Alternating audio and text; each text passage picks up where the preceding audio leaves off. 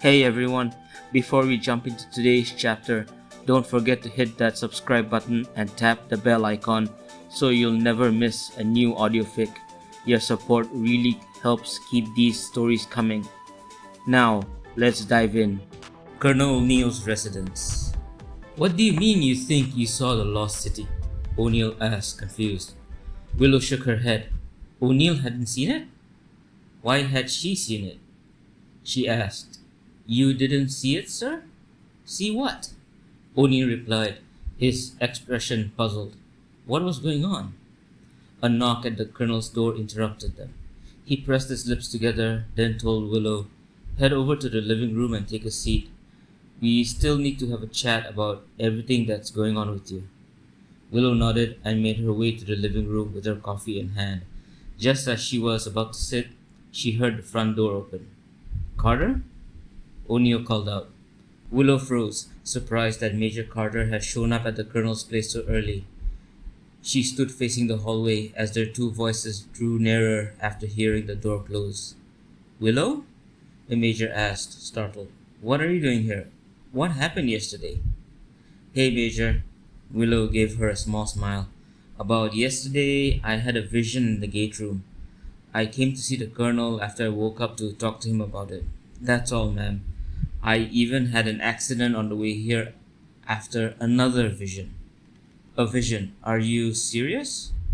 Carter asked, then frowned with concern. Hold on, you had an accident. Are you alright? Yes. Colonel O'Neill patched me up, Willow said. Then I had another vision. So, tell me about these visions, Carter urged. They must be serious if you came straight to the colonel. Wait, you believe me? Willow asked, surprised. Willow, weird things have happened since you showed up. I'm not going to dismiss your visions, Carter replied. Willow nodded. Anyway, one of the visions was personal. She glanced at O'Neill before looking back at Carter. But I also saw a city. I think it could be the lost city. I was standing on a planet that definitely wasn't Earth. How do you know it wasn't Earth? Carter asked quickly. The constellations were different, Willow explained. That's incredible, Carter said. But how did you see the city in the first place? I honestly don't know, Willow admitted. Her mind had been turning over theories, but only one seemed to fit, based on her experience with O'Neill's memories. I think it might have something to do with me grabbing the colonel's shoulder when he was connected to the ancient device. The touch may, emphasis on may, have created some kind of psychic link between us. This is new, Carter murmured, pressing her lips together. Red, I told you to stay back with Daniel, O'Neill sighed. Willow felt the weight of his disappointment, but pushed through it. I couldn't help it, sir. It felt like that machine was calling out to me. I'm sorry, I had no idea this would happen. Damn it, Red, O'Neill muttered before turning to Carter. Do we have any idea what could happen to her? I honestly don't know, Carter admitted. I don't think there's even a book on psychic links. If I had to guess, she could experience the same symptoms you did, or maybe more visions. But that's just speculation. Willow could sense O'Neill's concern. If what was happening to him might also happen to her, the thought clearly unsettled him. Just then, Willow's phone buzzed in her pocket. Since she was in the middle of a serious conversation with her superior officers, she let it go to voicemail. If it's urgent, they'll call back, she thought. Willow, what else can you tell me about these visions? Carter asked. They're private. Willow glanced at O'Neill. He sighed and explained to Carter that Willow had seen the death of his son. Carter's eyes widened at that revelation. The visions just happened without my control, Willow added. I wish I could control them. Then maybe we'd know exactly where the lost city is. And then we'd go there, grab the weapons and technology, and beat Anubis, O'Neill said. But he trailed off as Willow's phone rang again. Maybe you should get that, Red, he told her. Could be important. Yes, sir. Excuse me, Willow said, rising from the couch. She pulled out her phone and stepped out onto the patio to answer. The caller ID flashed Cassie's name. Sliding the glass door shut behind her, she picked up. "Hey Cassie, what's up?" Willow asked, glancing back through the glass doors. Inside, O'Neill had gone to the kitchen for a beer, handing one to Carter as she sat on the couch. Willow suddenly felt a warmth between them, an affection that did not surprise her, before Cassie's voice drew her attention back. "Hey Willow," Cassie said hesitantly. "Are you busy?" "Kinda. I'm with Colonel O'Neill and Major Carter." "Oh, okay," Cassie whispered. She sounded nervous, distracted. "Cassie, is everything alright?" Willow asked gently. "Can we meet somewhere?" the teenager asked. "Sure," Willow said, pacing the patio. "We can meet for lunch. I'll text you the location." "Can you pick me up from Sam's?" Cassie asked. "Yeah, of course, as long as you don't mind a motorcycle," Willow teased. "Motorcycles creep me out," Cassie admitted with a shiver Willow could almost feel through the phone. "What happened to your Jetta?" "It's fine, I'll take the car," Willow chuckled. "Is it alright if the Colonel and Major Carter join us?" "No, please don't," Cassie blurted out, her voice nervous. Willow frowned. Why wouldn't Cassie want them there? It had only been days since Willow arrived at the SGC when she learned about Cassie's alien heritage and the tragedy that wiped out her people. With Dr. Fraiser gone, Carter had stepped in as guardian, and SG-1 acted like surrogate parents. That made Cassie's request all the more unusual. "Cassie, what's going on?" Willow pressed gently. "Please, Willow, I will explain everything when we meet. Just don't tell Sam. I'm begging you." "Alright, Cass," Willow said softly, now worried. Turning her back on the scene inside, she added, "I'll pick you up in 2 hours. That okay?" "Yeah, thanks, Willow. I'll be waiting." Cassie hung up. Willow slipped her phone back into her pocket, troubled. It was almost as if Cassie were afraid of Carter. While she puzzled over it, the doorbell rang. She slid the patio door open just as O'Neill got up to answer it. Carter sat on the couch with an expression that looked suspiciously like regret. O'Neill opened the door to find Daniel and Tilk. "Hey, Willow," Daniel greeted after stepping through the front door. "Willow Rosenberg, it is good to see you again," Tilk intoned, carrying a large box that looked suspiciously like donuts. "Hey, Daniel," Tilk, Willow smiled. "Red, guess what?" O'Neill smirked. "These two just happened to be driving around and wound up at my place with donuts." "Really?" Willow chuckled. "Just driving around. Interesting." "Yes, interesting," O'Neill repeated dryly. "How about you guys grab a seat? I'll order some pizza later. We'll make a day of it before I lose my mind." Sir?" Willow said carefully, crafting a lie on the spot. "Can I take a rain check on lunch? A friend from Sunnydale just dropped by my place, and I need to get him settled." "So, it's a him, huh?" Carter asked playfully. "Boyfriend?" No, Willow laughed. "He's on his way back to Sunnydale from DC and just wanted to stop over." "Okay, that should hold," she thought. "Alright, Red, you're excused from lunch," O'Neill said with mock formality. "But you are hereby ordered by your superior officer to come back for dinner. And you're bringing the beer." "Hold on, Willow." Carter stood up. "You said you had an accident last night during a vision. Are you sure it's safe to go out alone?" Daniel blinked. "You had an accident, Willow?" "What are these visions Colonel Carter speaks of?" Tilk asked. Willow reassured them it was only a minor accident and that she was fine. She promised to explain the visions later after seeing her friend. Turning back to Carter, she added, "I'll be fine, Major. If I get dizzy or anything, I'll pull over and call you." Carter sighed but nodded. "Be careful." "I will, ma'am," Willow said before slipping out the door. Outside Major Carter's home, 2.5 hours later. "You're late, Willow," Cassie said as she slid into the front passenger seat of Willow's car. "Yeah, sorry about that," Willow replied as Cassie shut the door. The redhead pressed the accelerator, then glanced at her with a serious expression. Okay, now that you're in my car, spill it. What's going on? And why didn't you want me to tell Major Carter I was meeting you? Do you think we could go somewhere first? I'm kinda hungry. Maybe a cafe or a burger place? Cassie asked. Willow studied her for a moment. Something was clearly off, though she couldn't quite put her finger on it. All right, she said slowly, but I want the full story, Cass. Especially since I lied to the colonel and major about why I had to leave early. You owe me big time. The drive to the burger shack was uneventful and very quiet. Cassie directed Willow to a secluded spot on the edge of Colorado Springs. It was so far out of the way that Willow almost missed the turn into the parking lot. But Cassie clearly knew the place well.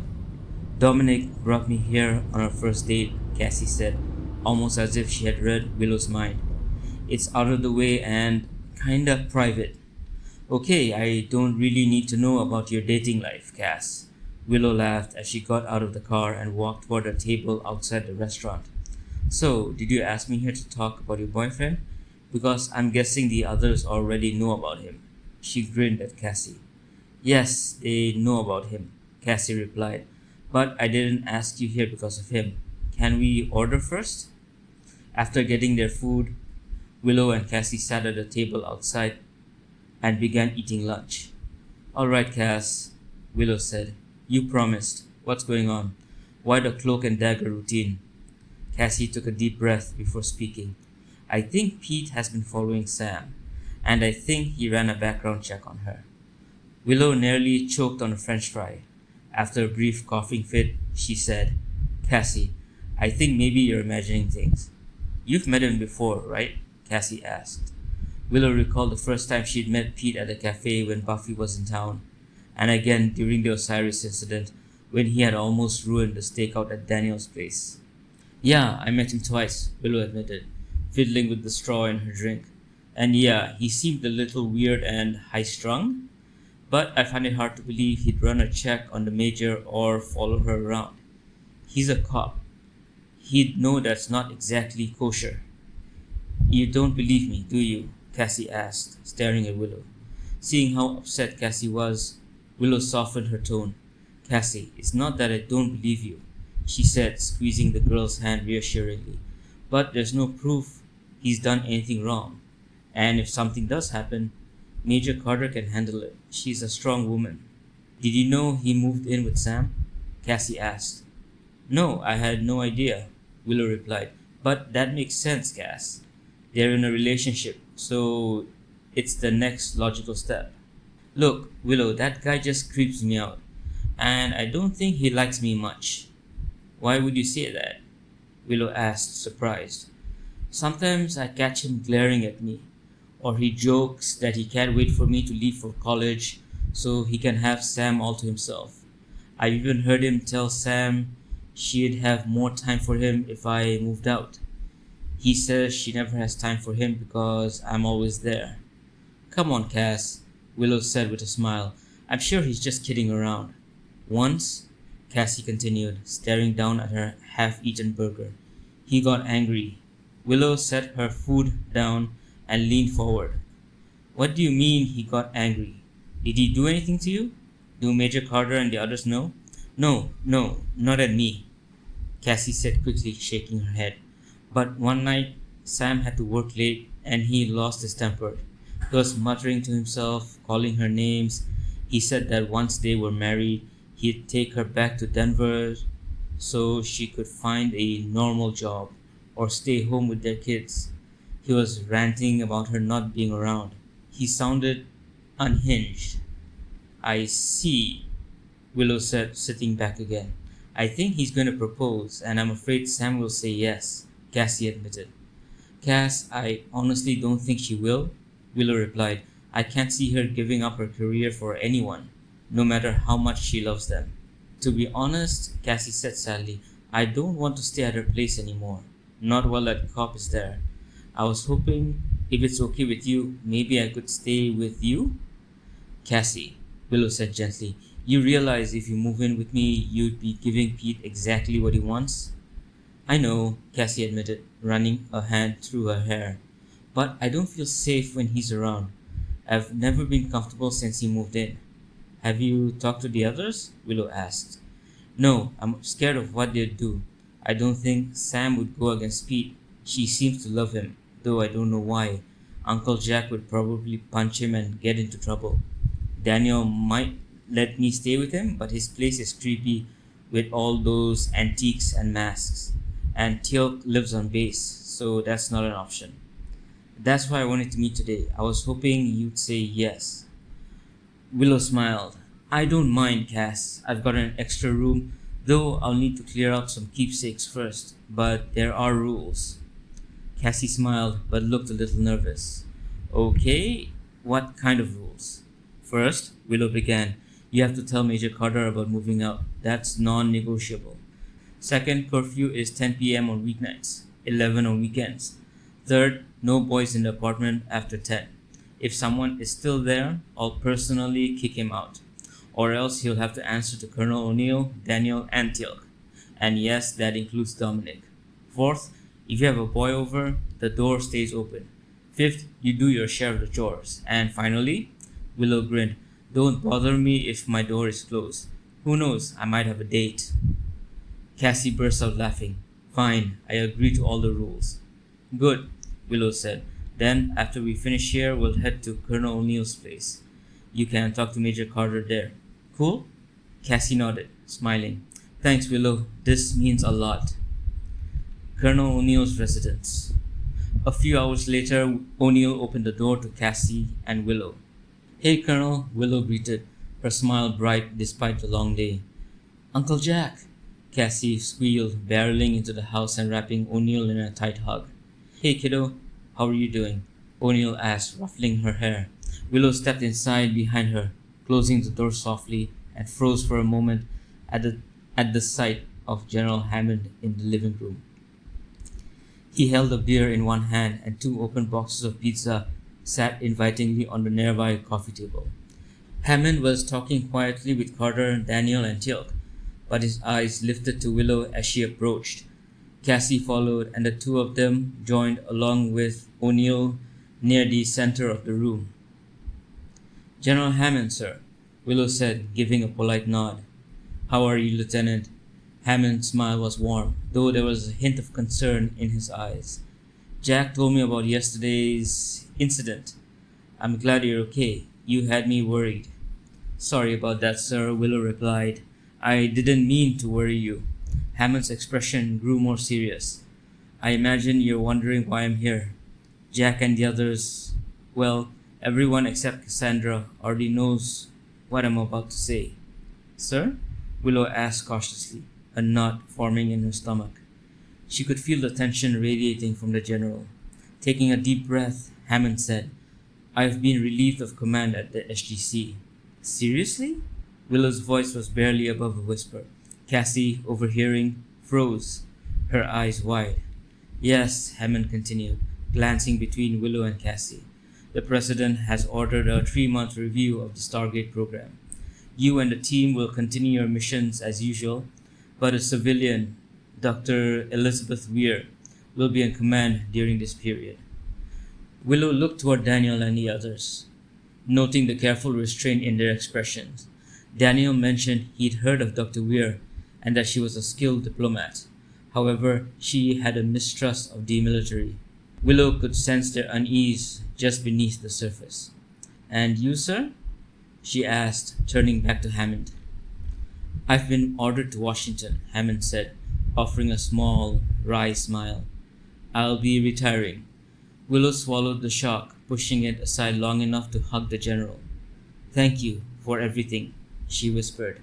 Cassie had already slipped away to talk with Carter.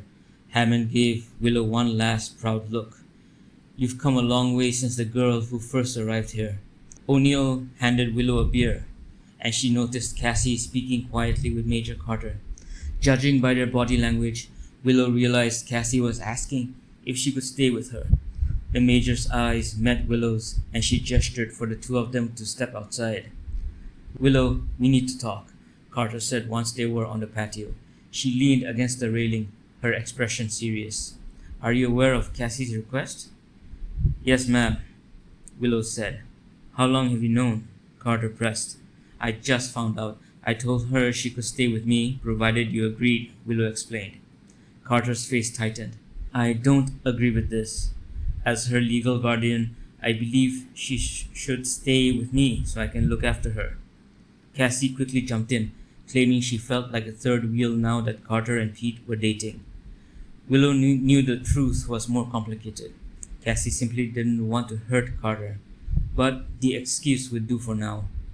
Carter exhaled and nodded. Very well, she can stay with you, but there are conditions, and you, Willow, must agree to them. Thanks, Sam, Cassie said, hugging her legal guardian before rushing back inside to spread the news. Major Carter outlined her conditions to Willow, including a standing dinner date every weekend. After a long discussion, Willow agreed, and Cassie officially became her new housemate. Willow lingered on the patio for a moment, watching Cassie disappear into the house. She noticed the sadness in Carter's eyes, the unspoken worry, the weight of a legal guardian's heartache, and she felt it radiate toward her. Major, are you alright? Willow asked gently. No, Carter admitted, voice tight. What's the real reason she doesn't want to stay with me? I know you know, Willow. Did I do something wrong? Is she angry with me? Willow hesitated. It's not my place to speak for Cassie. You should talk to her yourself. Maybe not right now, but soon. I can tell you this, she loves you very much. Carter's gaze softened. Is it because of Pete? Please, Major, it's not my place to say. Carter's gaze softened, and then she sighed, a quiet acceptance in her eyes. Alright, let's head back inside. There's plenty of daylight left and a lot of excitement ahead. To be continued.